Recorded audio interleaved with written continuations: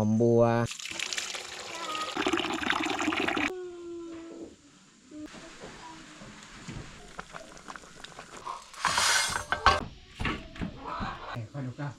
บัลลา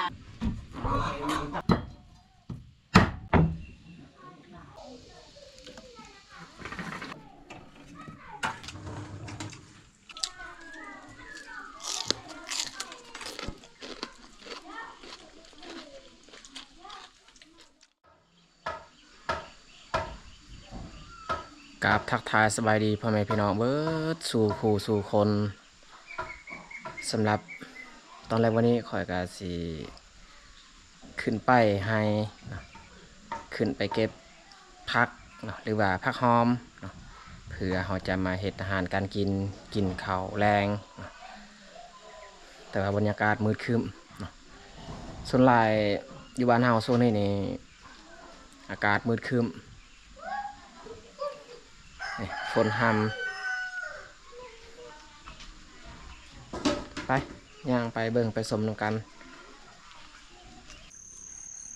มาละนี่เฮาบ่กินดิบกินสุกมาเก็บเอามาละหรือว่าผักหอมเก็บเอาเพราะว่าเฮาสิมาเฮ็ดก้อยเนาะเฮ็ดก้อยอ่อนผักหอมที่เฮาใส่อาหารการกินก็ไม่แต่อยู่เทิงให้นี่แหละบ่อนอื่นบ่มีเฮาบ่ได้ปลูกมันแต่อยู่นี่เบิดเนาะ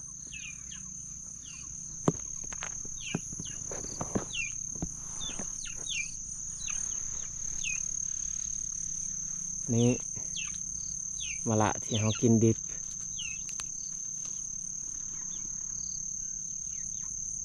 คมแต่ว่าคมแซ่บเก็บเอาซามากเพราะว่าเฮาเห็นแต่ซามากมือก่อนนั้นนี่โคตรลายเลยเนาะเฮาเก็บก็บ่ได้สัตว์ปลามันแต่เก็บเอาไปจำกับแจวแต่ว่ามื้อนี้เฮาได้โอนก็เลยขึ้นมาเก็บอีกพอได้กับอันก้อยที่เฮาจะเฮ็ดจังหน่อยนี่แหละเก็บเลยหมักเผ็ดพอได้กับคือการหมักเผ็ดสดๆ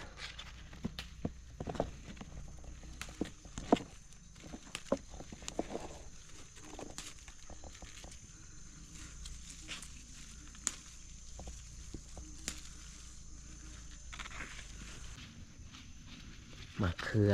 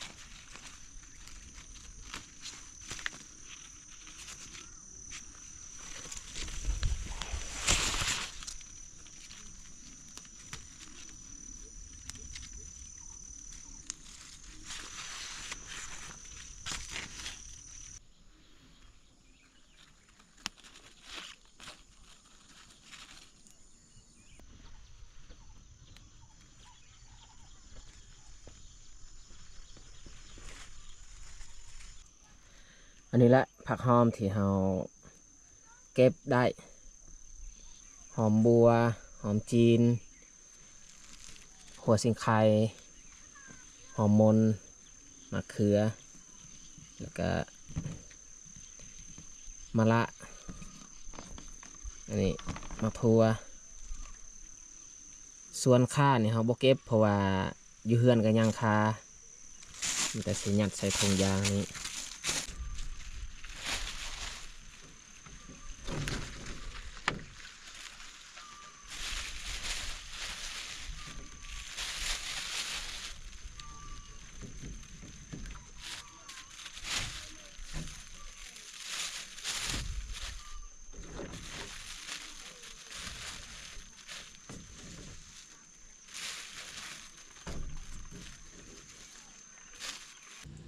ตอนนี้ก็มาฮอดเฮือนแล้ว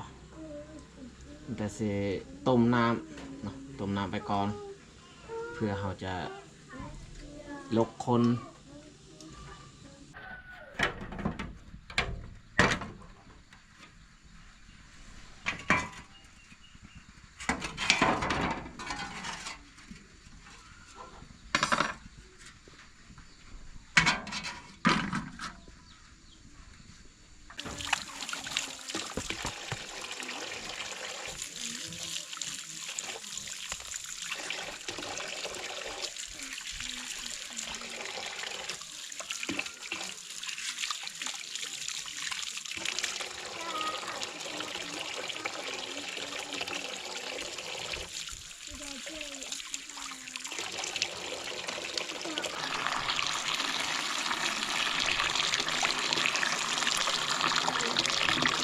ทัวนี่บ่เปื้อนปานใดมันอยู่สูง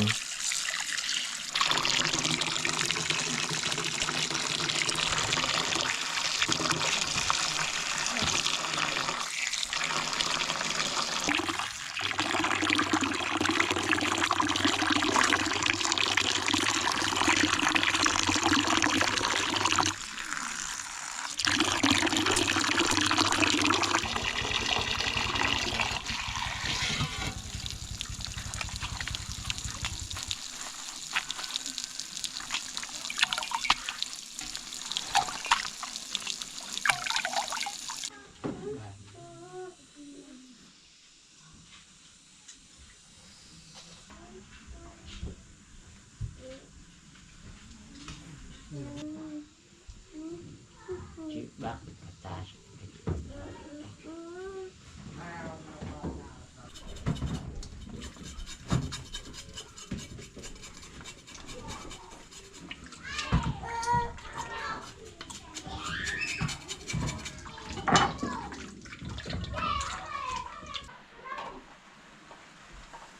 น้ำที่เราต้มนี่ฟดแล้วเราสิเอาซีนลงเลย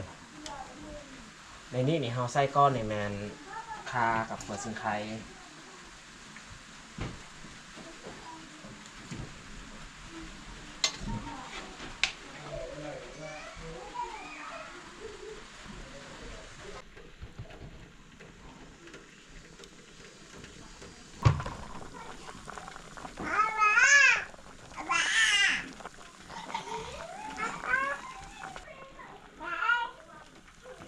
ใส่ใบมะขาม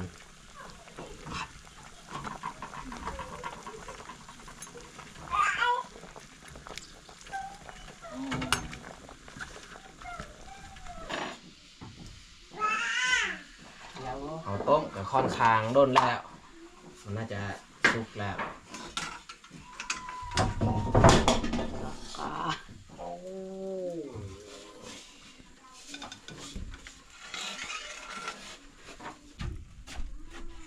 อีกก็คุณตะบะสองน้องบะ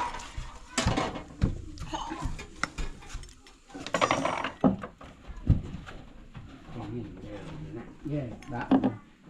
ส่งดาวก็ไปตะบะดาว เข้าไปตรงนี้ได้ สาได้ก็แบบดาว เย่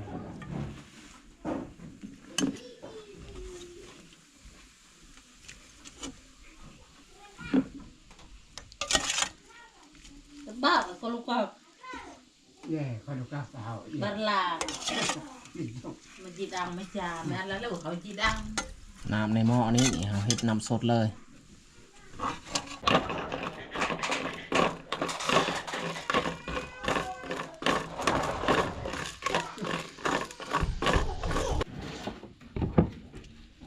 เราสิซอยตับอันนี้ก่อนตับหรือว่าปอดอยู่นี่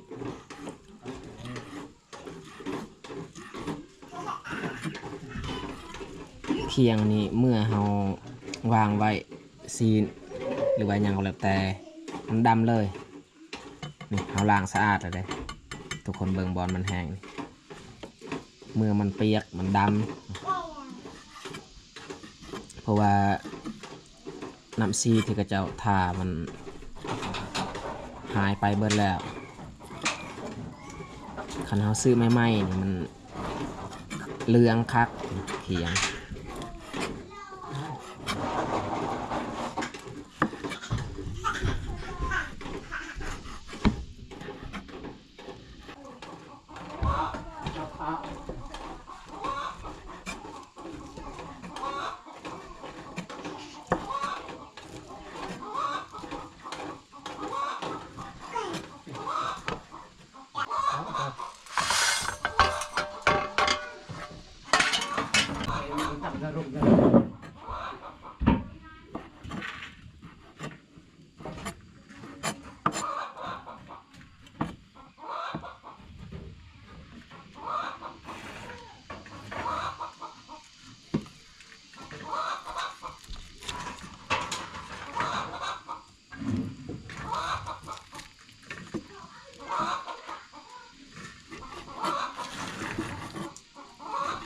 โอ้เหนียวได้หนัง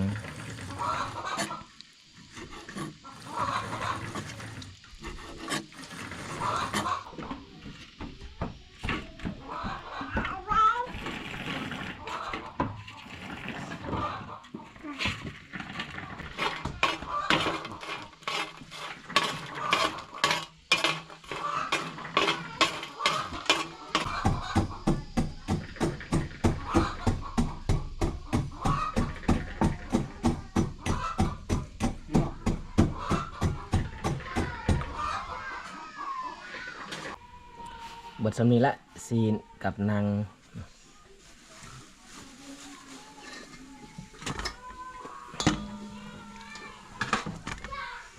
เฮาซอยเรียบร้อยเหลือแต่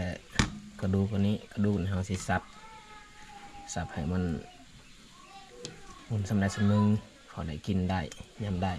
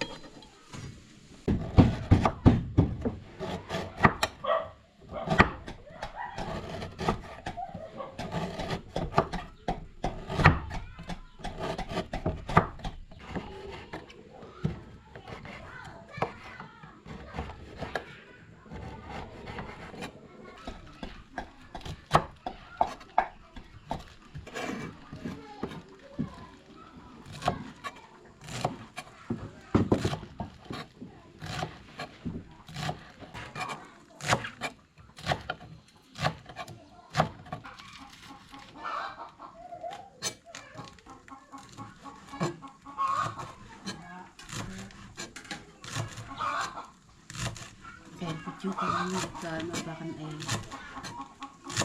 Cara. Ya. Kecil.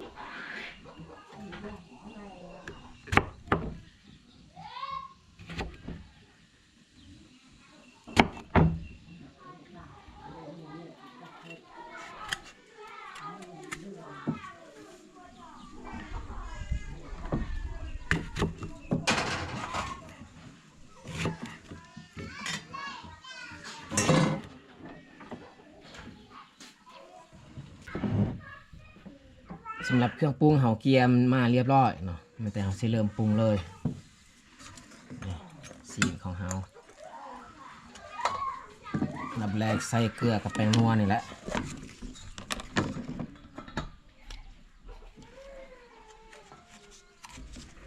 ใส่แป้งนัวไปก่อน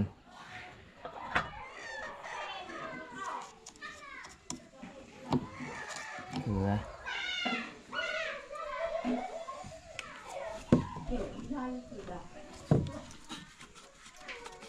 ใส่น้ำปลาอีก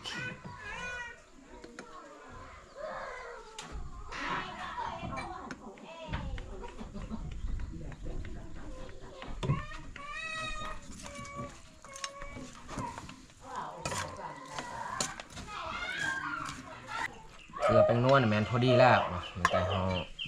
ใส่พร้อมกันเลยบีบมะนาวใส่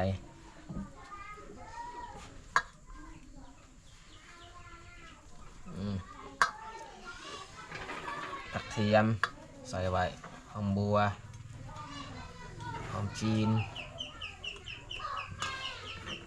ข่าใส่เบิดเลยหมักเผ็ดพงกับผักเทียมฮอร์โมน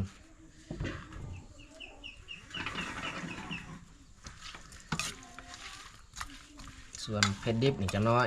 เอาตัดเอาหมักเผ็ดกับตัดใส่เลยแหละ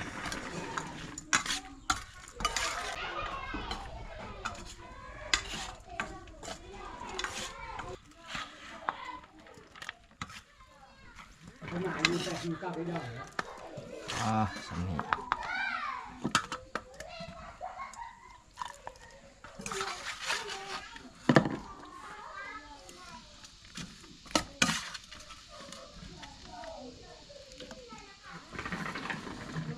อันนี้เขาจงไว้เพราะว่าแม่สิแบ่งให้ญาติพี่น้องอีกจงไว้นี่ถ้วยนี้เขากินสำนี้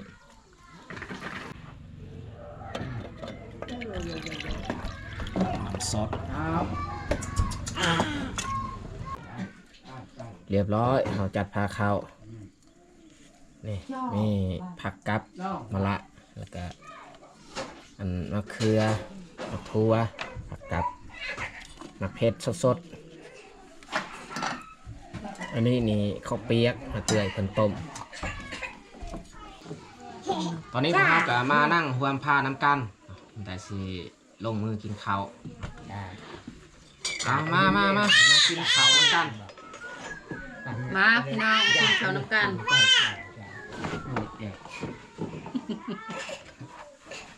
นั่งบ่ดีเย่เดี๋ยวเกะเจ้าเย่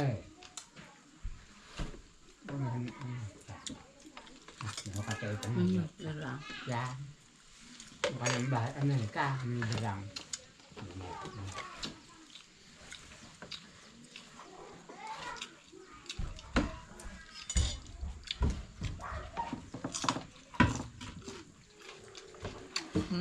เข้ากันขนาด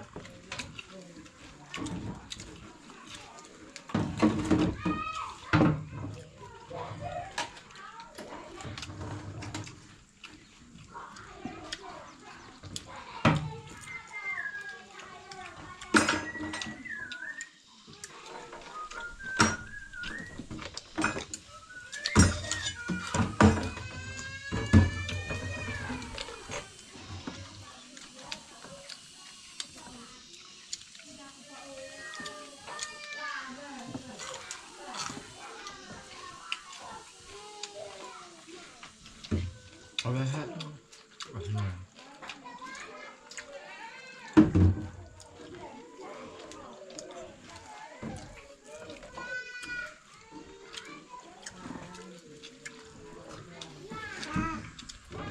มีบ้านอะไรตรงนี้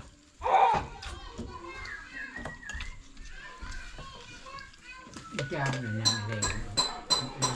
เดียวเอา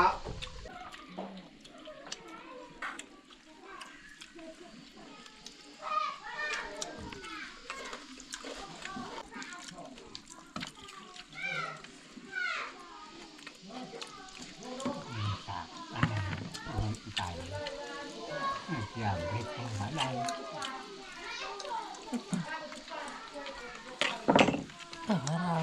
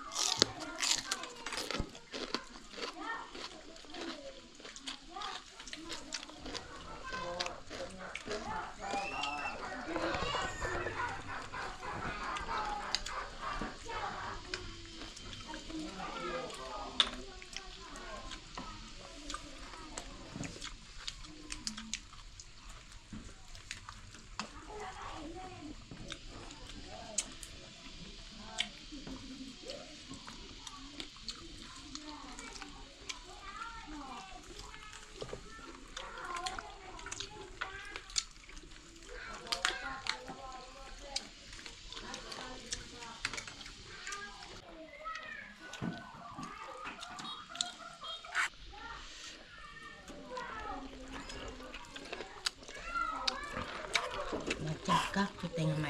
จะตัดสิกางระยะ ตอนนี้ก็กินข้าวแล้วอิ่มเต็มที่ ก็นอนมีตัก ได้กินอาหารแซ่บอาหารดีจะได้ก็ต้องขอบอกขอบใจ FC หมดทุกคนที่เข้ามาเบิ่งคลิปของเฮาตั้งแต่ต้นจนจบถ้ามาคลิปนี้อย่าลืมฝากกดไลค์ถ้าถูกใจอย่าลืมฝากกดแชร์เพื่อเป็นกำลังใจให้พวกเฮาได้เฮ็ดคลิปต่อๆไปอย่างไรก็ขอบใจหลายๆบายต่อกันในคลิปต่อไป